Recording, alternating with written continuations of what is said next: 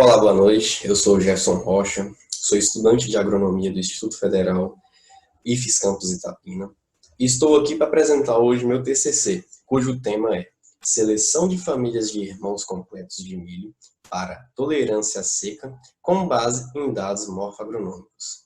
A minha orientadora é a Carolina Maria Palácios de Souza e minhas duas co-orientadoras são a Ana Paula Cândido Berilli e a Fernanda Vargas Valadares.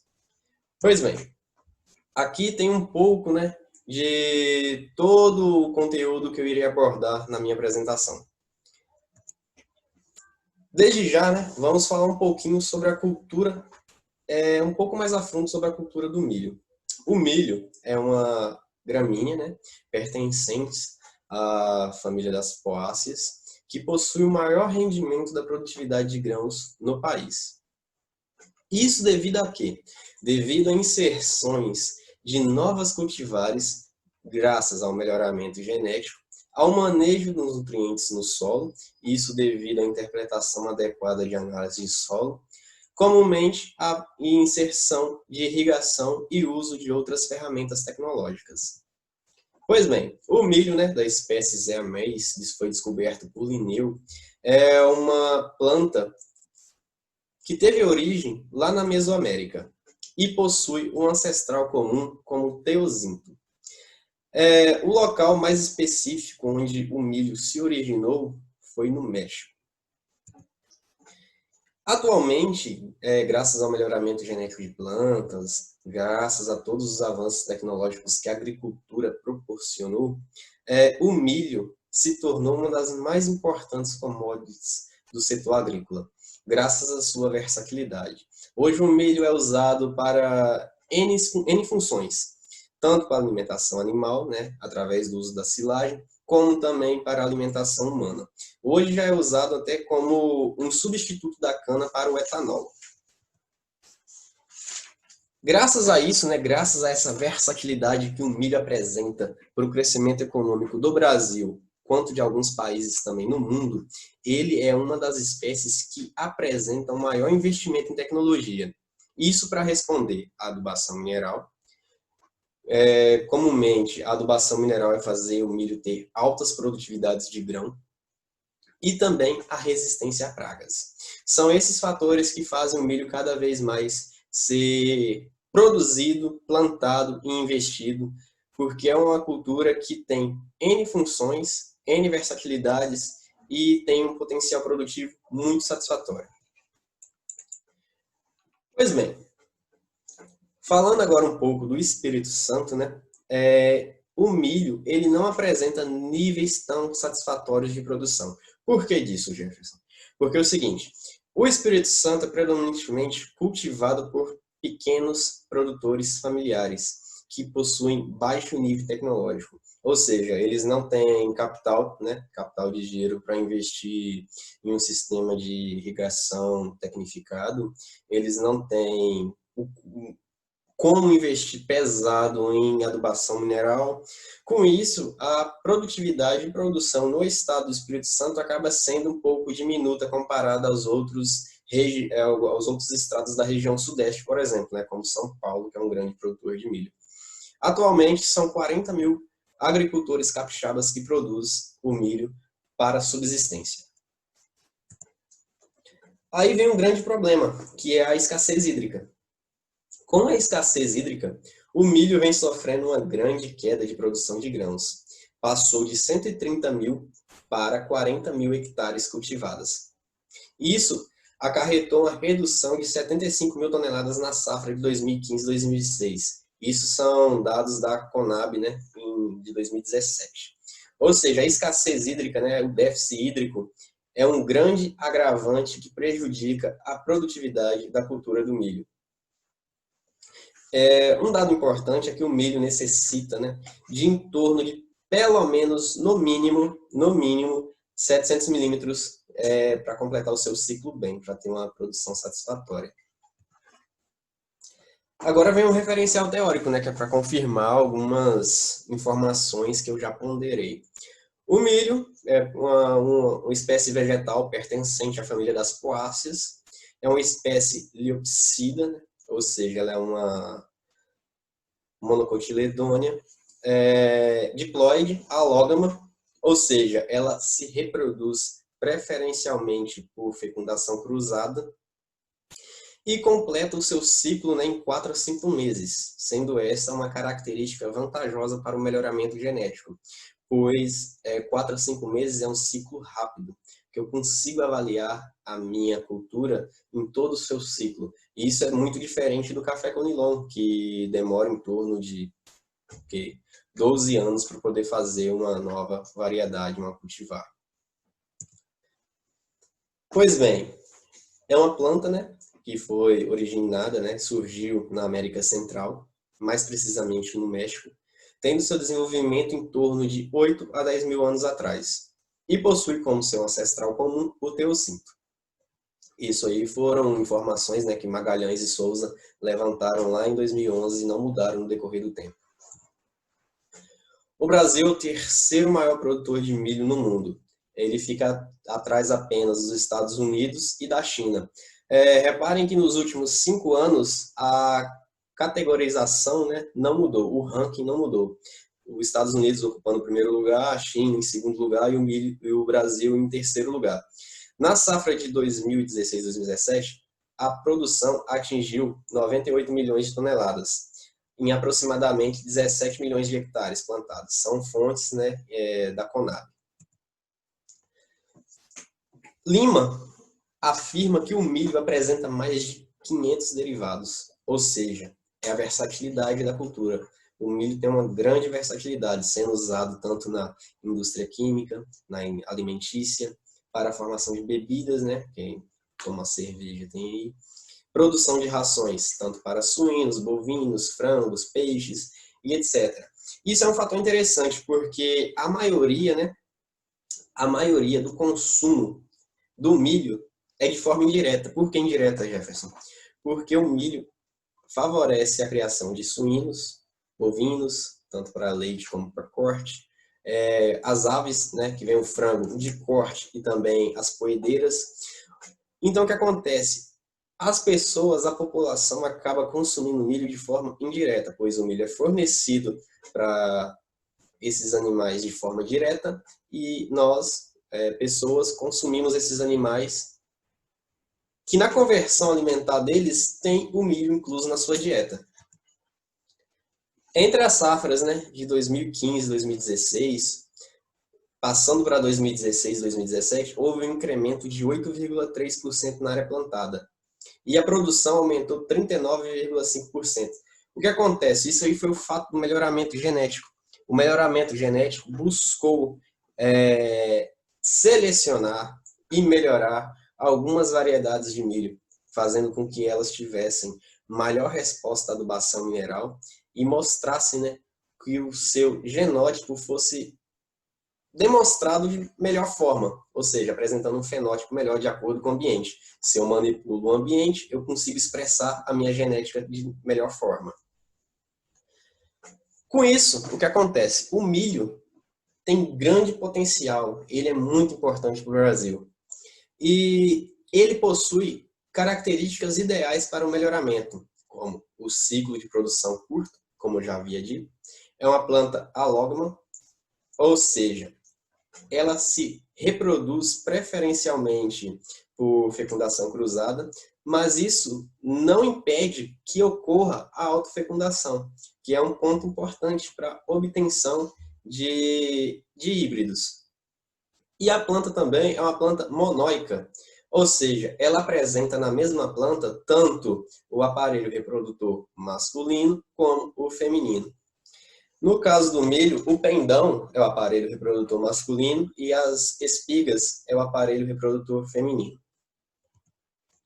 Sendo assim, o melhoramento das populações, né, que eu melhoro duas populações simultaneamente, é vantajoso em programas de melhoramento de milho, por permitir a exploração da variedade genética e o aumento da frequência de alelos favoráveis, que são determinados por caracteres, né, agronômicos de interesse. Quanto maior a variabilidade genética, maior a chance de eu possuir um indivíduo que apresente uma capacidade de sobreviver ao ambiente caso ocorra uma mudança drástica. Ou seja, o nosso exemplo clássico é o déficit hídrico.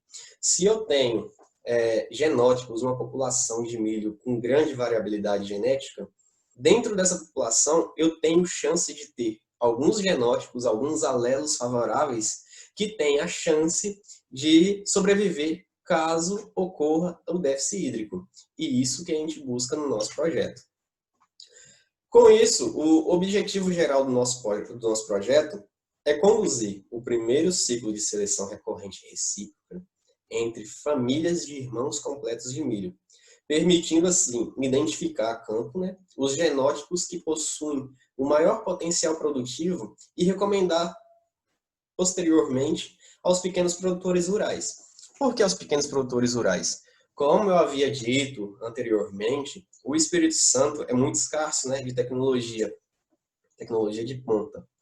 Então, se eu consigo selecionar genótipos de plantas que são adeptas ao déficit hídrico, que consigam, né, produzir bem, uma produção satisfatória, sem a necessidade de tantos insumos e também seja tolerante à escassez hídrica, eu consigo ajudar a minha economia local. Eu consigo melhorar a vida dos meus pequenos produtores que estão em torno do nosso Instituto Federal. Alguns objetivos específicos é avaliar as características morfoagronômicas de interesse, altura, peso de espiga, diâmetro de espiga, comprimento de espiga, peso de 100 grãos, identificar a campo qual genótipo possui maior potencial produtivo, dinamizar linhas de pesquisas, né? Aumentar a pesquisa no Instituto Federal, aumentar as publicações de artigos científicos de impacto, porque, querendo ou não, cultivar uma variedade nova, tolerante ao déficit hídrico, isso é vantajoso, isso causa impacto na mídia. Fomentar a pesquisa científica do Noroeste Capixaba e aumentar também o número de registros de cultivares. Aí vem os materiais e métodos para a execução desse projeto. O ensaio, né, será conduzido no campo experimental do IFES Campus Itapina, localizado na zona rural do município de Colatina, Espírito Santo. Essa localidade é no Noroeste Capixaba. O delineamento experimental utilizado, né, que vai ser utilizado a campo, será o de látice quadrado, 8x8, onde terá 8 blocos e 8 tratamentos dentro de cada repetição, e serão 2 repetições dentro desse ambiente, totalizando 64 genótipos repetidos 2 vezes. As parcelas experimentais, né, serão constituídas por linhas de 3 metros de comprimento e 1 metro entre linhas, perfazendo uma área total de aproximadamente 558 metros quadrados. Aqui vem o croquis, né, o croquis do nosso projeto. Para o semeio da semente serão abertos sulcos, né, que são as parcelas, e semeado 2 sementes por cova, no espaçamento de 1 por 20, totalizando em média 30 sementes por parcela. O raleio ou desbaste das plantas será efetuado após a adubação de 30 dias, resultando 15 plantas por parcela, que serão conduzidas com irrigação por todos os estágios vegetativos. É um fator interessante. Por que todos os estágios vegetativos? Porque quando a minha primeira planta do meu experimento atingir o estágio reprodutivo, eu vou cortar a irrigação. Por que eu vou cortar a irrigação? Porque é nesse estágio fenológico da cultura que ela necessita de maior atenção ao déficit hídrico, ela não pode faltar água. Então, se eu cesso a minha irrigação, eu vou estar avaliando qual é o genótipo mais tolerante à seca nessa fase, porque é a fase que não pode faltar água. Feito isso, então começará, né, a ser coletados os dados, e são divididos em 2 etapas. A etapa após o florescimento e a etapa pós-colheita. A etapa 1, que é após o florescimento, será coletada as datas do florescimento masculino e feminino, índice SPAD, que é para medir o teor de clorofila total das folhas, a altura da planta e a altura da espiga. A etapa 2, vamos coletar a prolificidade, tamanho de peso das espigas doentes, peso de grãos, e vamos converter esse peso de grãos em produtividade. Após coletar esses dados, todas as informações obtidas serão submetidas à análise de variância e ao teste de médias Scott-North a nível de 5% de probabilidade, pelo programa RStudio. Alguns resultados e impactos esperados, né? É promover o conhecimento e a conservação e a utilização sustentável dos componentes da agrodiversidade capixaba, que é a cultura. Muitos pequenos produtores têm a cultura de cultivar milho, porém não têm um banco de germoplasma adequado que propiciam produções satisfatórias. Estimular o desenvolvimento e a distribuição de variedades tolerantes à seca, visto que os pequenos produtores não têm capital para tecnificar sua lavoura. Então, é um desenvolvimento local que vai ser muito interessante. Aumentar a rentabilidade por unidade de área de cultivo, ou seja, eu quero melhorar a produtividade por área. Em 1 hectare se produzia 2 toneladas, vamos passar a produzir 3, vamos melhorar essa produtividade. E formar recursos humanos em pesquisa na área agrícola, porque, querendo ou não, a nossa área é muito escassa ainda de pesquisa e precisa cada vez mais, cada dia mais, ter mais pesquisa aplicada na nossa área agrícola. Aqui tem, né, o nosso cronograma de atividades, que são todas as atividades que serão realizadas no decorrer do projeto: treinamento em caracterização morfoagronômica, preparo da área experimental, plantio, manejo experimental com desbastes, adubações, controle de pragas e doenças. Lembrando que algumas pragas serão controladas com agrotóxicos, e esses agrotóxicos devem estar devidamente registrados ao mapa e também sendo recomendado para a cultura e para a praga de interesse. Coleta de dados, tabulação dos dados, análise estatística e elaboração do TCC, que é o mais importante, né?